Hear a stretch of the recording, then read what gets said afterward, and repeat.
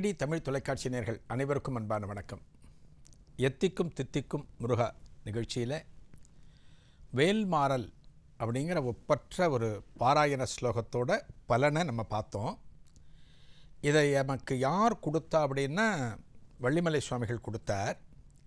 அதை அதிகம் யார் கொண்டு போய் பக்தர்களிடம் சேர்த்தது அப்படின்னா சாதுராம் சுவாமிகள் என்கிற சேதுராமன் அப்படின்னு பார்த்தோம். இந்த சேதுராமனை பற்றி நம்ம பார்க்குறோம். வள்ளிமலை சுவாமிகளுடைய அருள் எப்படி கிடைத்ததுன்னு பார்க்குறோம். வள்ளிமலை சுவாமிகள் என்ன சொல்கிறார்? இந்த மகாபலிபுரத்தில் ஒரு நாள் சேதுராமன் என்கிற சிறுவன் தங்கியிருக்கிற போது, ஒரு சத்திரத்தில் இருக்கிற போது அவன் கனவுல போய் நாளைக்கு காலையில் திருப்போரூருக்கு வா, ஒரு முதியவரை நீ சந்திப்பாயின்னு சொல்கிறார். இவன் காலையில் கிளம்பி போயாச்சு. காலையில் கிளம்பி போய் அங்கே இருக்கிற குளத்தில் நீராடி தனது வேஷ்டியை நினச்சி அந்த வேஷ்டியை உலர்த்தி அந்த வேஷ்டியை திரும்ப கட்டிக்கிறான். ஏன்னா ஒரே கட்டின துணியோடு வெளியில் வந்தாச்சு. அந்த வேஷ்டியை காய வச்சு கட்டிட்டு கோவிலுக்குள்ளே போகிறான் சேதுராமன். கோவிலுக்குள்ளே போய் சுவாமி தரிசனம் பண்ணுறான். திருப்போரூரில் ஒரு முதியவர் நமக்கு காட்சி தருவார்னு சொன்னாரே வள்ளிமலை சுவாமிகள் அப்படின்னு அங்குமிங்கும் தேடுகிறான். காட்சி கிடைக்கல. தரிசனம் முடித்த பிறகு ஆலயத்தை விட்டு வெளியில் வருகிறான்.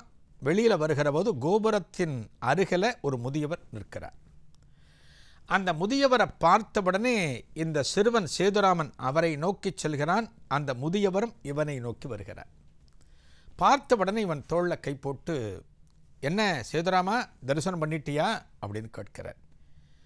அந்த முதியவர் ஆச்சரியத்தோடு பார்த்துவிட்டு சேதுராமன் தரிசனம் பண்ணிட்டேன் அப்படிங்கிறான். நீ எல்லா இடத்தையும் பண்ணிட்டியோ திருப்போரூரில் கேட்கிறார். இவன் தரிசனம் பண்ணின இடங்களை சொல்கிறான். இந்த ஆலயத்தில் இன்னும் பல இடங்கள் இருக்குது அப்படின்னு அவனை திரும்ப கோவிலுக்குள்ளே கூட்டிட்டு போய் அங்கே இருக்கின்ற மற்ற சந்நிதிகளையும் அந்த முதியவர் தரிசனம் செய்து வைக்கிறார். தரிசனம் முடிஞ்சு போச்சு. வெளியில் கூட்டிகிட்டு வரார். சின்ன பையன் காலங்கார்த்தால் குளித்து சாமி தரிசனம் பண்ணியாச்சுன்னா அடுத்து ஆகாரம் பண்ணணும், சாப்பிடணும். அங்கே இருக்கிற ஒரு ஹோட்டலுக்கு கூட்டிகிட்டு போகிறார். ஒரு ஹோட்டலுக்கு கூப்பிட்டு போகிறார். சாப்பிட்றாங்க. 2 பேரும் சாப்பிட்றாங்க. அங்கே சாப்பிட்டு முடித்த பிறகு அவன் கையில் பை இருக்குது பார்த்தீங்களா, ஒரு பை வச்சுருக்கான் கையில். அந்த பையை வாங்குறார். அந்த பையை கொடுங்கிறார். இல்லை நானே வச்சுருக்கேன் பையை அப்படிங்கிறான். இல்லை பையை கொடு என்கிட்ட அப்படின்னு கொஞ்சம் அதட்டால சொல்கிறார் முதியவர். பையை கொடுக்குறான். தன் கையில் இருந்த ஒரு காகிதத்தை அந்த பைக்குள்ளே போடுகிறார் முதியவர். அது என்ன காகிதம், எதற்காக போடுகிறார்? சேதுராமன் அப்போ யோசிக்கலை, அப்போ தெரியலை. அந்த காகிதத்தை உள்ளே போட்டாச்சு. பையை அவங்ககிட்ட கொடுத்துட்டார்.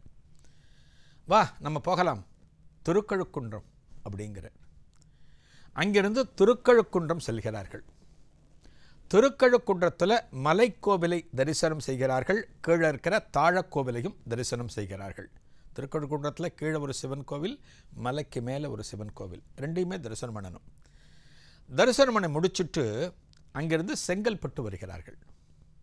பாருங்கள், இந்த முதியவர் பாருங்கள்,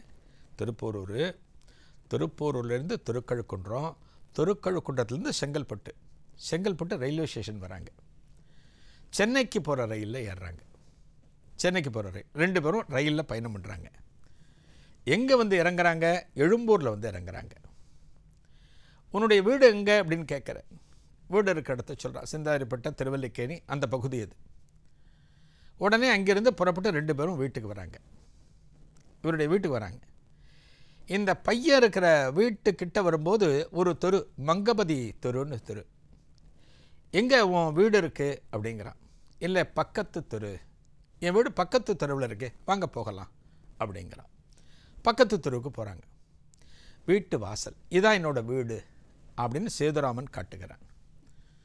இந்த வீட்டை பார்த்த உடனே இப்போ சொல்கிறாரான், உன் பையில் ஒரு காகிதம் இருக்கும், அதனால் காலையில் பிரிச்சுப்பார். அதில் இருக்கிற பாடல்களை கும்மிப்பாட்டுன்னு பேர். நாளைக்கு காலையில் உங்கள் வீட்டு பூஜை ரூமில் குத்து விளக்கில் 5 முகத்தை ஏற்றி வைத்து விட்டு உங்கள் குடும்பத்தில் இருக்கிற அத்தனை பேரும் சேர்ந்து கும்மி அடித்து பாட வேண்டிய பாடல் அப்படின்னு சொல்கிறார். இவனுக்கு சந்தோஷம். அப்படியே சரிங்க சாமி, உன் வீடு தானே, நீ உள்ளே போ அப்படிங்கிறார். இவ்வளோ தூரம் நம்ம கூட வந்திருக்கார். திருப்பூரில் ஆரம்பித்து நம்ம வீட்டு வாசல் வரைக்கும் வந்திருக்கார். யாராக இருந்தாலும் நமக்கு என்ன தோணும், அவரை நம்ம வீட்டுக்குள்ளே கூப்பிட்டு ஒரு டம்ளர் தண்ணியோ ஒரு டம்ளர் காஃபியோ ஏதோ ஒன்று கொடுத்து அனுப்பணும்னு நமக்கு தோணும். அதுதான் நமது கலாச்சாரம், விருந்தோம்பல் அப்படின்னு சொல்லுவோம். அதாவது நமக்கு அறிமுகம் ஆகாதவர்களாக இருந்தாலுமே அவர்களை நமது இல்லத்திற்கு அழைத்து விருந்தோம்பல் செய்ய வேண்டும் என்பது நமது தமிழ் மரபு. அறிமுகம் இல்லாத ஆசாமிகளாக இருந்தாலும். ஆனால் இவரை பாருங்கள், எங்கிருந்து பழக்கம், திருப்பூரூர் கோவிலேருந்து இந்த முதியவர் வருகிறார். ஒவ்வொரு கோவிலாக தரிசனம் பண்ணியிருக்கார், ஒரு பாடலை கொடுத்துருக்கார், பாடச்சொல்லி கொடுத்துருக்கார். என்ன தோன்றது, நீங்கள் எங்கள் வீட்டுக்குள்ளே வந்துட்டு போங்களேன் அப்படிங்கிறான். இந்த பையன் உள்ளே வச்சுட்டு வா அப்படிங்கிறார். நான் வரமாட்டேன், இந்த பையன் உள்ளே வச்சுட்டு வா அப்படிங்கிற. இந்த பையன் ஓடுறான். பையன் உள்ளே வச்சுட்டு சீக்கிரம் வருவோம், இவர் எப்படியான சமாதானமாக கூட்டிகிட்டு போகலாம். ஏன்னா வீட்டில் அம்மா அப்பா இருப்பாங்க, ஒரு சகோதரன் இருக்கான், அவங்கெல்லாம் இவரை பார்க்கட்டும் அப்படின்னு ஆசையில் சேதுராமன் என்ன பண்ணுறான், வேகமாக உள்ளே போய் பைய வைக்கிறான். அவள் அம்மா பார்க்குறாங்க, தர்மாம்பாள். டேய் மகனே, எங்கடா போனேன், எப்போ வந்த, இவ்வளவு நாள் ஆச்சே அப்படின்னு மகனை கட்டி பிடிக்கிறாங்க. அவன் சொல்கிறான் அம்மா கிட்ட, அம்மா ஒரு தாத்தா வந்தார்மா, என் கூட வெளியில் நிற்கிறாருமா, அவர் தான் என் கூட வந்தார், அவரையும் வீட்டுக்குள்ளே கூப்பிடணும்மா, நான் கூப்பிட்டா அவர் வரமாட்டேங்கிறார், நீ வாம்மா, நீயும் போய் கூப்பிடலாமா, நீ கூட வாம்மா. 2 பேரும் வெளியில் வராங்க, பார்க்குறாங்க, தாத்தாவை காணும். முதியவரை காணவில்லை. தெருவில் இந்த பக்கம் பார்க்குறான், இந்த பக்கம் பார்க்குறான், எப்படியும் அதற்குள் கடந்து சென்றிருக்க முடியாது, ஆளை காணலை. என்னடா அதுன்னு வீட்டுக்குள்ளே வரான். வீட்டுக்குள்ளே வந்துட்டு அம்மா கிட்ட சொல்கிறான், எங்கெங்கே போனேன் எல்லாம் சொல்கிறான். அன்றைக்கி ராத்திரி படுத்து தூங்குறான். யார், சேதுராமன். அவனுடைய கனவில் வள்ளிமலை சுவாமிகள் வர. வள்ளிமலை சுவாமிகள் வந்து, ஏண்டா நான் உன் கூட வந்து உனக்கு தரிசனம் தரணும், உனக்கு நான் உதவி பண்ணணுங்கிறதுக்காக உன் கூட நான் வந்தேன், நீ எங்கள் வீட்டுக்குள்ளே வா, எங்கள் அம்மாவை பாரு, எங்கள் அப்பாவை பாரு அப்படின்னு நீ ஒன்றொன்னா இழுத்து விட்டுட்டே இருக்க, அதனால தான் நான் அங்கேருந்து கிளம்பிட்டேன் அப்படின்னு வள்ளிமலை சுவாமிகள் அவனுடைய கனவில் சொல்கிறார். சேதுராமனுடைய கனவில் சொல்கிறார். இந்த சுவாமிகள் சொன்ன உடனே அப்போ தான் உடம்பு சிலிர்க்கிறது. கிட்டத்தட்ட ஒரு நாள் முழுக்க நம்முடன் இருந்து நமக்கு பல திருத்தலங்களை தரிசனம் பண்ணி நம்ம கூட வந்தவர் வள்ளிமலை சுவாமிகளா, நமது தலையில் குட்டிய குருநாதரா அப்படிங்கிற ஆச்சரியத்தோட வீட்டு பூஜை ரூமுக்கு போயிட்டு அங்கே இருக்கிற வள்ளிமலை சுவாமிகள் படத்திற்கு ஒரு நமஸ்காரம் செய்கிறார் சேதுராமன். அதன் பிறகு பார்த்தா அவருடைய வாழ்க்கையில் 1968 பல தலங்களுக்கு செல்கிறார். 1969 பூனாச்சிபுரம், பூனாச்சி அப்படிங்கிற ஊர் வந்து பவானிக்கு பக்கத்தில் இருக்குது. அதுதான் வள்ளிமலை சுவாமிகளுடைய சொந்த ஊர். அவர் தான் அங்கே பிறந்த ஊர். அது அந்த ஊருக்கு போய் அவருடைய இடங்கள்லாம் தரிசனம் பண்ணி, அங்கே இருக்கிற கோவில்களை தரிசனம் பண்ணி, அதன் பிறகு திருமுல்லை வாயிலில் வைஷ்ணவி தேவி அம்மனை தரிசனம் பண்ணி அந்த அம்பாளுடைய அருளை பெற்று 1969 சிவராத்திரி தினத்தன்று ஒரு சந்நியாச தீட்சையை எடுத்துக்கொள்கிறார். அதன் பிறகுதான் அவர் பேர் தவத்திரு அருட்கவி சாதுராம் சுவாமிகள் அப்படின்னு மாறுகிறார்.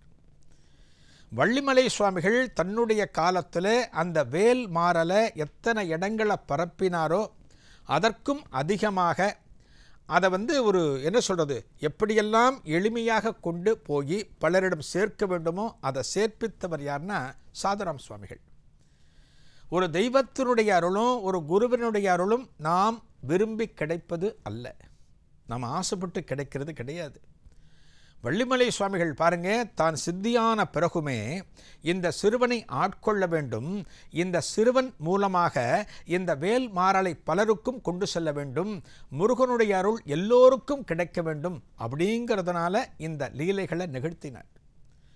ஒரு தெய்வம் தொடர்பான ஒரு பாடல், ஒரு கவசம், ஒரு பாராயணம் அப்படின்னா அது எப்படி பலரையும் சென்றடைகிறது அப்படின்னா அவருடைய பக்தர்களால். சாதுராம் சுவாமிகள் தன்னுடைய கடைசி காலத்தில் எங்கே சித்தியானார்னா சென்னையில் நங்கநல்லூரில் ஸ்டேட் பேங்க் காலனிக்கு பக்கத்தில் அவருடைய ஜீவ சமாதி கோவில் காணப்படுகிறது. இந்த இடத்துக்கு பேர் என்ன தெரியுமா, பொங்கி மடம் அப்படின்னு பேர். பொங்கினா யார், வள்ளியோட தோழி. வள்ளிமலையில் வள்ளியோட பல காலம் உடனிருந்த தோழிக்கு பேர் பொங்கின்னு பேர். இந்த பொங்கியின் தரிசனம் பெற்றவர் வள்ளிமலை சுவாமிகள். இந்த பொங்கி வள்ளிமலையில் அவருக்கு தரிசனம் கொடுத்துருக்கா. அந்த தரிசனத்தை கண்டு பரவசப்பட்டிருக்கார் வள்ளிமலை சுவாமிகள். எத்தனையோ ஆண்டுகளுக்கு முன்னால், ஆயிரக்கணக்கான ஆண்டுகளுக்கு முன்னால் வாழ்ந்த அந்த பொங்கியாகப்பட்டவள் ஒரு சிறுமியாக தரிசனம் கொடுத்தாள். அந்த தரிசனம் கிடைச்சது வள்ளிமலை சுவாமிகளுக்கு. அவர் சாதராம் சுவாமிகள் எப்போ சமாதியானார்னா மிகச் சமீபத்தில் 2000 ஆண்டில் 25 வருஷம் ஆகுது அவர் சமாதியாகி. அதாவது ஒரு குருநாதர் தான் தனக்கு பிறகு அடுத்து என்னென்ன நிகழ வேண்டும், யார் மூலமாக நிகழ்த்த வேண்டும் என்பதையெல்லாம் அவர் தான் தேர்வு செய்வார். இவரோட காலத்தில் பாருங்கள், எத்தனையோ இடங்களுக்கு போயிருக்கார். இந்த சாதுராம் சுவாமிகள் தரிசித்திராத மகான்களே கிடையாது. பல மகான்களை தரிசனம் பண்ணியிருக்கார். திருவண்ணாமலைக்கு 1968 கார்த்திகை தீபம் சமயத்தில் திருவண்ணாமலைக்கு போகிறார் சாதராம் சுவாமிகள். திருவண்ணாமலை தரிசனம் முடித்த பிறகு அங்கிருந்து ஞானானந்தகிரி சுவாமிகள் தபோவனம் செல்கிறார். திருக்கோவிலூருக்கு பார்த்தீங்களா, அங்கே மகான் ஞானானந்தகிரியை பார்க்குறார். அந்த ஞானானந்தகிரிட்ட பல விஷயங்களை பேசுகிறார். அப்போ அவர் கேட்கிறார், நீ என்ன காலம் முழுக்க பாட்டு எழுதிக்கிட்டே இருக்க போறியா கேட்கிறார். அது வரைக்கும் எத்தனை பாடல் எழுதியிருக்காருன்னா கிட்டத்தட்ட ஆயிரக்கணக்கான பாடல்களை எழுதியிருக்கார். தனது வாழ்க்கையில் தனது காலத்தில் சுமார் 10,000க்கும் மேற்பட்ட பாடல்களை எழுதியிருக்கார் சாதுராம் சுவாமிகள். அவர் கேட்கிறாரா, நீ என்ன பாடிக்கிட்டே இருக்க போறியா, ஆடி பாடி அவனை அடைய வேண்டாமா அப்படின்னு கேட்கிறாராம். பாடிக்கிட்டே இருக்கிறது மட்டும் உனக்கு போதாது, நீ அடுத்த கட்டத்துக்கு போகணும், அந்த முருகப்பெருமானை உணரணும், அந்த முருகப்பெருமானை தரிசிக்கணும். அப்படிங்கிறதுக்காக அவர் தயார் செய்கிறாராம். யார்? ஞானானந்தகிரி சுவாமிகள். அதுபோல் பல மகான்களது தரிசனம் கிடைக்கப்பெற்ற பின்னால்தான் இந்த சாதுராம் சுவாமிகள் இறைவனை உணர்ந்து இறைவனது திருவடிகளை சேர வேண்டும், இறைவனது திருவடிகளை அடைய வேண்டும் அப்படின்னு தீர்மானிக்கிறார். 2000 ஆண்டில் தான் அவர் கடைசி வரைக்கும் தரிசனம் பண்ணின திருப்பூர் முருகப்பெருமானது திருவடிகளில் கலந்தார். மகான்களது ஒரு ஜீவ சமாதி அப்படிங்கிறது சும்மா ஒரு வரலாற்று குறிப்பு மட்டும்தான். வரலாற்று குறிப்பு மட்டும்தான். ஒரு மனுஷன் போயாச்சுன்னா முடிஞ்சு போச்சுங்க. ஒரு மனுஷன் இறந்து போயாச்சுன்னு வச்சுக்கோங்க, கதை முடிஞ்சுது. அதன் பிறகு யாரானு பேசுவாங்கள, யாரானு அவனை பற்றி ஏதானு பழைய நினைவுகளை பேசுகிறாங்களா, அவன் போயிட்டான்ப்பா, அவன் காலம் முடிஞ்சு போச்சு, அடுத்த வேலைக்கு போயிடுவாங்க. ஆனால் மகான்கள் அப்படி கிடையாது. ஒரு மகான் சித்தியாகிறார் என்றால் அதன் பிறகுதான் அவரது பெருமைகள் அதிகம் பேசப்படும், அதன் பிறகுதான் அவர்களது மகிமைகள் அதிகம் பகிரப்படும். அப்போத்தான் அவரை பற்றி பேசுவாங்க. இன்றைக்கி சாதராம் சுவாமிகள் இன்றைக்கி நங்கநல்லூரில் ஸ்டேட் பேங்க் காலனி பக்கத்தில் சமாதின்னு சொன்னேன்.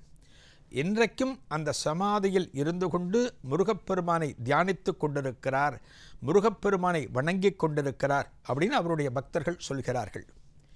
இதே இடத்திலேயே எந்தெந்த காலத்திலெல்லாம் வேல்மாறல் பாராயணம் செய்யப்படுகிறதோ, இங்கே நங்கநல்லூரில் இன்றைக்கி நடக்கிறது, அந்த பாராயணத்தின் போது சுவாமிகள் தத்துரூபமாக வந்து அமர்ந்து கொண்டிருக்கிறார், சூட்சுமமாக இருக்கிறார் அப்படின்னு சொல்கிறாங்க. பகவான் சம்பந்தப்பட்ட ஒரு பாடல்களை பாடுகிற போதுதான் நமது மனமானது பகவானிடம் ஐக்கியமாகி அந்த பகவானது பரிபூர்ணமான அருள் நமக்கு கிடைக்கணும்னு நம்ம நினச்சாலே நமக்கு கிடைச்சிடும். இந்த வேல்மாறன்கிறது அப்பேற்பட்ட உயர்ந்த பாராயணம்.